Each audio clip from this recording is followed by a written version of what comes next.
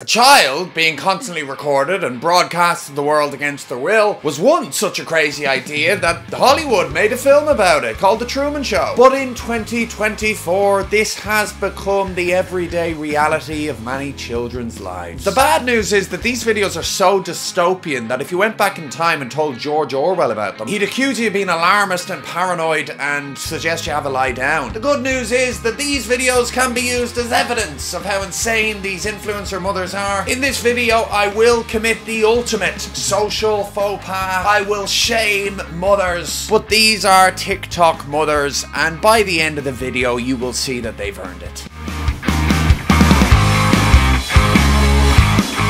We've all heard the old axiom that motherhood is the hardest job in the world. In this TikTok, we see an example of this, where we have a very tired influencer mother struggling to get her child to sleep for hours on end. Now, forgive me if I'm out of line here, I'm not a parent, but if the main goal is the baby falling asleep, would it not be a good idea to not have all the fucking lights on all night filming videos? Modern mothers, it seems, feel most at home, going on out into the world, setting up their camera on a tripod, pressing record, sitting into frame, and then whipping their tit out recording their kid breastfeeding. When you criticize such behaviour as being inappropriate for public consumption, the common response is that it's natural and that you should rid yourself of your toxic wish to control women's bodies. And I agreed with this once upon a time, until one fateful day when I had a profound spiritual experience which opened my mind to other possibilities. I was walking out of my gym when I saw a homeless man across the street, undoing his belt buckle, pulling down his jeans, and taking a shit on the footpath, right by a busy tram stop. And I thought to myself, fair play to that guy. The shitting, after all, is a perfectly natural thing that some people choose to do. It's his body, his choice, and he's empowering himself. But then, things took a dark turn.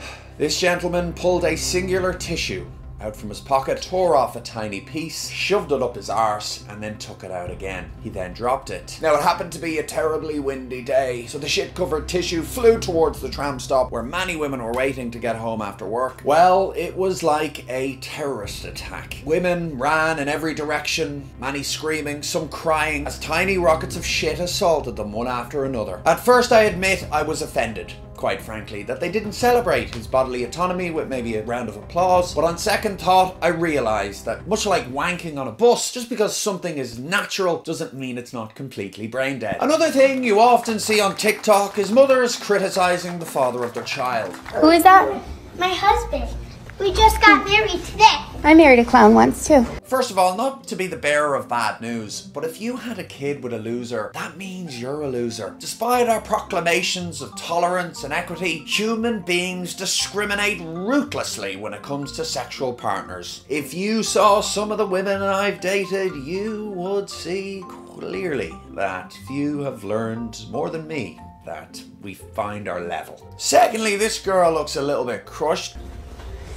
You can stop. Because she instinctively knows that when you criticize a child's father, you're criticizing the child themselves. The child and the father are one. You can teach the child to hate their father and by consequence teach the child to hate themselves. But no matter how bad the father is, you can never fully sever that connection. Think of it like when Voldemort and Harry Potter were spiritually intertwined. This TikTok reads, "Who fell in love with a stoner and had me all before 1 year anniversary?" And the song playing is "My Mom, There's No One Else Quite Like My Mom." This child can't even speak yet, so the mother has to physically move the lips of the baby to practice paternal disrespect before they're even a toddler. Is this shitty behaviour actually what goes on, or is it exaggerated for views? Should I date or should I just find myself a sugar daddy instead? Girl, go get that sugar. How does a 5-year-old know what a sugar daddy is? And if you're being taught to be cynical age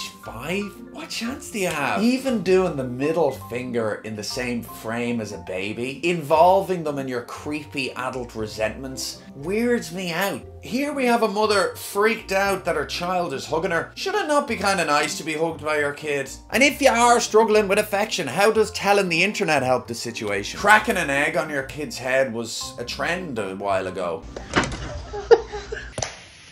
Jordan, ow. Why did you do that? That's actually a great question that you can delve into with the family therapist in 10 years. I will say that a lot of these TikTok families are very progressive. I've never done the dishes. I don't cook. The house is cleaned every night.